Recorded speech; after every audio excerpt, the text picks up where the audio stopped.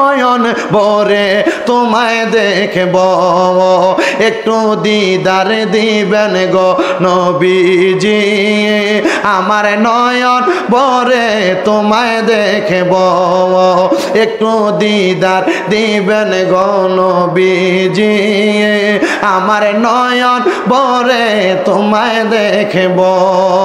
তোমার না দেখলে আমি এই ধরার মাঝে যাবে না মোর মরণে জ্বালা এই ভুবনে, তোমাকে না দেখলে আমি এই ধরার মাঝে যাবে না মোর মরণে জ্বালা বেঁচে থাকিতে, তাই তো দেন দিদার নবী, দেখা দেন নূরের ছবি, তাই দিদার দেন গো নবী, দেখা দেন নূরের ছবি, আপনার দিদার পেলে আশেকে রে ধন্য করবে মাওলা আমারে, একবার দিদার দিবেন গো নবীজি, আমার নয়ন ভরে তোমায় দেখব, একবার দিদার দিবেন গো নবীজি, আমার নয়ন ভরে তোমায় দেখব। যে দেখিল নবীর দিদার এই ধরাতে শান্তি পালো এই দুনিয়া আখেরাতে, যে দেখিল নবীর দিদার এই ধরাতে শান্তি পেল এই দুনিয়া আখেরাতে। আমি যদি পাই গো দিদার ভুলে যাব সব সমাচার, আমি যদি পাই গো দিদার ভুলে যাব সব সমাচার, তাই তো নবী আমারে দিদার দিবেন ঘুমের ঘরেতে, তাই তো দিদার দিবেন আমারে একবার আমার ঘুমের ঘরেতে, একবার দিদার দিবেন গো নবীজি, আমার নয়ন ভরে তোমায় দেখব। হায়রে আশেকের দল, কত মানুষ নবী দেখার জন্য কান্দে, ওই আশেকও কান্দে, বয়স 90 বছর, 90 বছরের 70 বছর নবী দেখার জন্য কান্দে, বেশি বেশি দুরূদ পড়ে। সন্তান যখন দেখলেন বাবা ঘুম থেকে ওইটা চইলা যায়, সন্তান ডাক দিয়া কয় আব্বা যান, ঘুম থেকে ওইটা কোথায় চইলা যান? আব্বা ডাক দিয়া কয় সন্তান তাহাজ্জুদের নামাজ পড়ে যখন ঘুমাইলাম, ঘুমের মধ্যে আমারে আমার রহমাতুল লিল আলামিন নবী আমারে মাথার মধ্যে হাত বুলিয়ে ডাকে, এরে আমি নবীর আশেক, আমি নবীরে দেখার জন্য কান্না করলা, এখন কি আর দেখতে মনে চায় না? এখন দি তুমি ঘুমায়া গেলা, আমি ঘুমাইতে পারি নাই। আমি জিজ্ঞাসা করলাম ইয়া রাসূলুল্লাহ, যেহেতু আপনি আসছেন আপনার চেহারা মুবারক আমি একবার দেখতে চাই। আমার নবী বলছে এখন মাত্র তোমার সামনে আইসা আমি তোমারে দেখে গেলাম, আশেক মদিনায় আয়, মদিনায় আসলে তুই আমি নবীরে দেখতে পাবি। সন্তানকে আব্বা আপনারা যে তো রাসূল ঘুমের ঘরে স্বপ্নে বলছে মদিনায় গেলে রাসূলকে আপনি দেখতে পাবেন, ও আব্বা আমারও আপনার সাথে লইয়া যান। সুবহানাল্লাহ কয় না? বাপে মসজিদে যা, ফুতে যদি একবার বাপে ডাক দেয় আব্বা আইও না মসজিদে আইও না, ফুতু কাম নেন আমনের কাম করবেন, আরে ডাইন দিতে না কয়নি? আহ ওরা কইলে রে,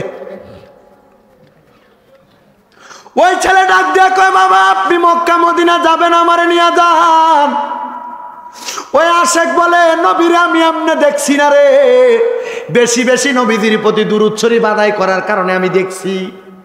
এবার ওই আশেক বলে শাম দেশ থেকে আমি রওনা করলাম মক্কা মদিনার পথে, ওই মক্কা মদিনার মধ্যবর্তী জায়গা দুধু মরুভূমি, যেখানে কোনো মানুষ নাই, ওই মানুষ ছাড়া জনশূন্য এলাকার মধ্যে আমরা পড়ে গেলাম। সেখানে আমার আব্বা জান ওই জায়গার মধ্যে বড় অসুস্থ, একটানা 3 দিন পরে আছে।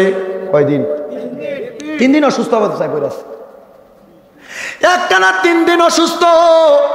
আমি চিন্তা করলাম আমার আব্বা জান যদি এই মরুভূমি জনশূন্য জায়গার মধ্যে মারা যায়, কে জানাজা পড়াইবো, কে গোসল করাইবো, কে দাফন করবে? আমি চিন্তা করতে লাগলাম কে জানাজা পড়াবে, কে দাফন করবে। আমি যখন চিন্তা করতে লাগলাম দেখলাম আমার আব্বাজান যখন নামাজ পড়তো সুবহান রাব্বিয়াল আলার আওয়াজও শোনা যাইতো। আমি আমার আব্বার হুজরার মধ্যে গেলাম, ওই জনসমুদ্র জনশূন্য জায়গার মধ্যে, তাঁবুর মধ্যে যাই দেখি আমার আব্বা সেজদায় পড়ে আছে, কোনো কথা বলে না। গায়ের মধ্যে হাত দেওয়ার পরে দেখলাম আমার আব্বা জান একদিকে উঠে পড়ে গেছে। আমি আমার আব্বা জানের নাকে এবং মুখের মধ্যে হাত দিয়া দেখলাম আমার আব্বা জান দুনিয়াতে নাই, আমার আব্বা দুনিয়ার মায়া ত্যাগ করে আল্লাহর ডাকে সাড়া দিয়া চলে গেছে। ইন্না লিল্লাহি ওয়া ইন্না ইলাইহি রাজিউন, চলে গেছে। ওই সন্তান বলে আমি আমার আব্বা জানের লাশের পাশে বসে বসে কাঁদতে লাগলাম। চারদিকে ফজরের আযানের কোনো আওয়াজ নাই, কেমনে আওয়াজ হবে? কারণ জনশূন্য এলাকা। ওই জায়গার মধ্যে ওই আল্লাহর বান্দাকে আমি আমার আব্বা জানের লাশের কাছে শুয়ে শুয়ে বৈশা বৈশা কাঁদতেছি। আল্লাহ, কে জানাজা পড়াইব, কে দাফন দিব, কে কাফন পরাইব, কে কবর খুঁড়া কবর দিব? কারণ এই জনশূন্য জায়গা, কোনো মানুষ নাই, দুধ মরুভূমি। আল্লাহর বান্দা ডাক দিয়া কয়, যখন আমি কান্না করতে লাগলাম, যখন চারদিকে আলো ফুটতে লাগলো, আমি তাকায়া দেখলাম উত্তর দক্ষিণ পূর্ব পশ্চিম দিক থেকে হাজার হাজার মানুষ দলে দলে আমার সামনে আসতেছে।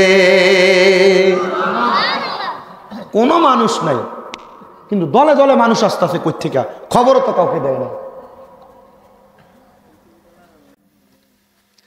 জিজ্ঞেস করতেছে আমার আব্বা জানের লাশের কথা, আমি তাদেরকে একবারও বলি নাই।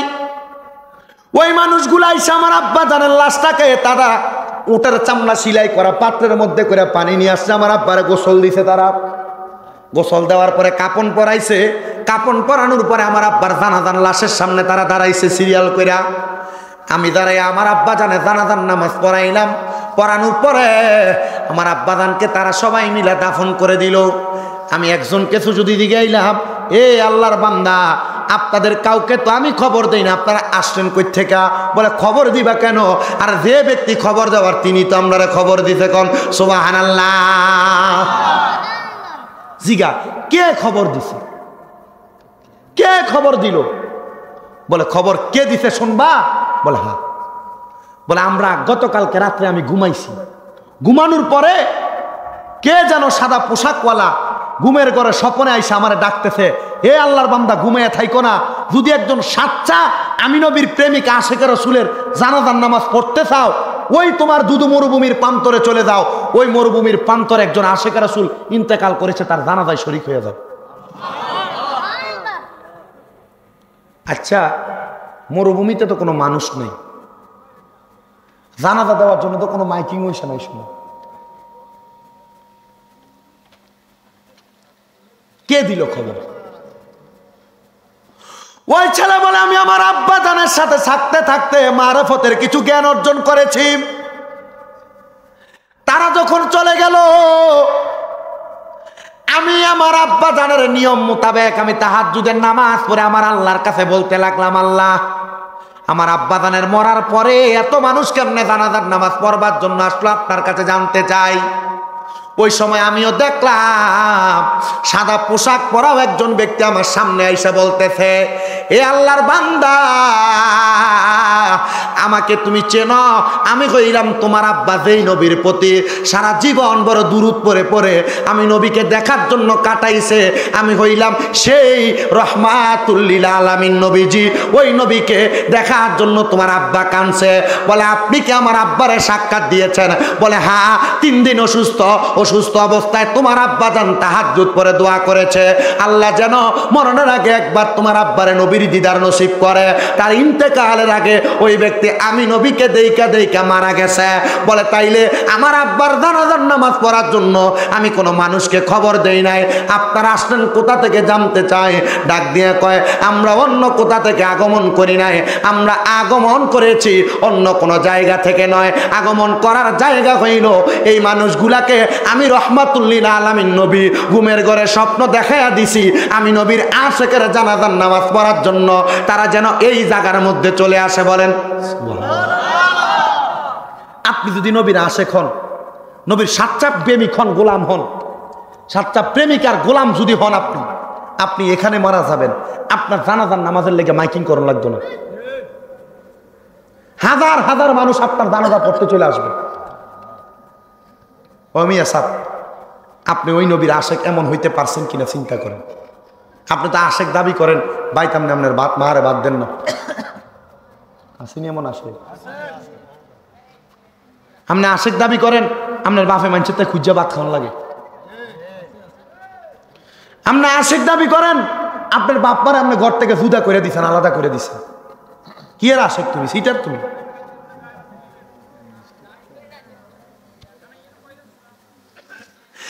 আপনি আশেক দাবি করেন, আপনার মা বাপরে আপনি ভাত খাওয়ার নাম।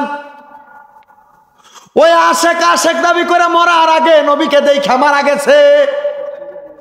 আপনিও যদি এমন ভাবে নবীকে দেখা মারা যাইতে চান, ওই নবী এবং আল্লাহরে খুশি করার জন্য এখন থেকে আপনার মা বাবার কদমে লুটে পড়ে যান। হুজুর কেন এই কথা বললেন? শোনো রে বড় রাত্রার বাবারা, এই 1 বছরের ভিতরে আমি বিদেশ থেকে 3 বার আসছি, 3 বার ছুটিতে আসছি। আসার পরে আমি দেশে থাকতাম পারছি না, কারণ আমি আমার ঘরের ভিতরে দেয়া আমার মা যেই খাটটার ভিতরে ঘুমাইতো, দেখলে আমার চোখের পানি বায়া বায়া পড়ে। আমার মা অসুস্থ অবস্থায় ছিল, অসুস্থ মারে আমি দেখতাম, কিন্তু এখন আমার মা নাই। আমি আমার মারে দেখি না, আমার মা কবরে।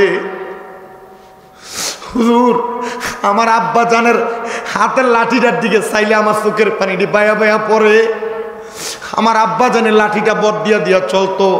আমি বিদেশ যাওয়ার আগে আমার আব্বা জান একদিন আমারে এ লাঠিটা হাতের মধ্যে ধরাইয়া কইছে, পুত তুইও একদিন বুড়া হইবি, তবে মনে রাখিস বিদেশে যাইয়া আমি আব্বা আম্মারে বুইলা যাইস না। অনেক ফুতেরা এমন করছে।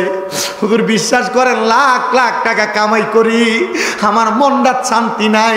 বিদেশ থেকে আসার পরে আমার ফুতের জন্য আমি দামি মোবাইল আনছি, আমার বউয়ের জন্য স্বর্ণ আনছি, আমার বোনের জন্য আমি দামি জামা কাপড় আনছি, আমার বোনের জামার জন্য আমি মোবাইল আনছি, হাতের ঘড়ি আনছি। হুজুর আমার মার জন্য আমি বিদেশ থেকে আসার সময় আমি নামাজের মুসল্লা আনছি, বিদেশি বোরকায় আনছি। হুজুর আমার আব্বা জানের জন্য বিদেশ যাওয়ার পরে আমি একটা বিদেশি লাঠি কিনছিলাম, বিদেশ থেকে আসতে বাড়িতে আমার আব্বারে দিমু। আমার নসিব বড় খারাপ, বিদেশ থেকে আসার পরে আমার মারেও বাড়িতে দেখি না, আব্বারেও বাড়িতে দেখি না। আমার মা বাবা 2 জন কবরে। এ সন্তান একটাবার চিন্তা করো, মা বাবা কবরে, আম্মা আব্বা যদি বাইচা থাকতো, তুমি সন্তান তোমার মা বাপরে কত খানা খাওয়াইতা। আজকে তোমার মা কবরে, তোমার ঘরে কত মেহমান খানা খায়, কিন্তু তুমি তোমার মার লোকে মুখে 1 লোকমা খানা দিতে পারো না।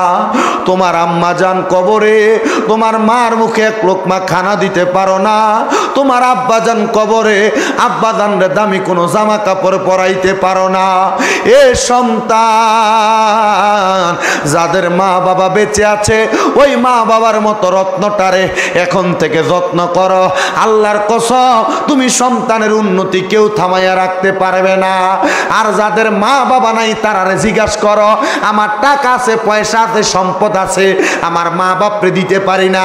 সন্তানের দলেরা মা বাপ যদি বাড়িতে থাকতো, সুস্থ থাকতো, প্রতি মাসে যদি মা বাপরে 1000 টাকা করে হাত খরচ দিতা, 12 মাসে 12,000 টাকা মা বাবার হাত খরচ লাগতো। মা বাপ যদি অসুস্থ থাকতো, মা বাবার যদি 1000 টাকা করে ওষুধের খরচ মাসে মাসে দিতা, 12 মাসে 12,000 টাকা লাগবো। 12,000 টাকা না, মা বাবার জন্য তোমার মা কবরে, বাবা কবরে, আম্মা আব্বার কবরে আল্লাহ যেন জান্নাতি খানার ব্যবস্থা করে। একটা সন্তান নিয়ে দাঁড়ায়া বলবা, হুজুর আমার মা বাবার কবর আযাব আমি মাপ চাই। এই মাহফিলে আগামী বছর আমার মা বাবার জন্য আমি 10,000 টাকা দান করে দিব। একজন সন্তান যদি থাকো, ওই মা বাবার মোহাব্বতে হাতটা বাড়াইয়া বলবা, আছো নাকি? হুজুর আমার মা নাই, আমার বাবা নাই, আমার মা বাবার জন্য আমি খাস করে দোয়া চাই। হুজুর আমার মা বাপ যদি বাইসা থাকতো, আরে বাবা আপনার মা বাপরে যদি মাসে 1000 টাকা হাত খরচের টাকা দিতেন, 12 মাসে 12,000 টাকা লাগতো। একজন কোন বলে, হুজুর আমার মা বাপ তো মারা গেছে কবরে, মা বাপরে খাওয়াইছি মনে করে আগামী বছরে মাহফিলে আমি 10,000 টাকা দান করি। একজন আসেননি, হাতটা বাড়ায় করি, আসেনি, লেহাইছেনি কেউ 10,000 দৈনিক, আগামী বছর দিব। আচ্ছা আমার মাধ্যমে।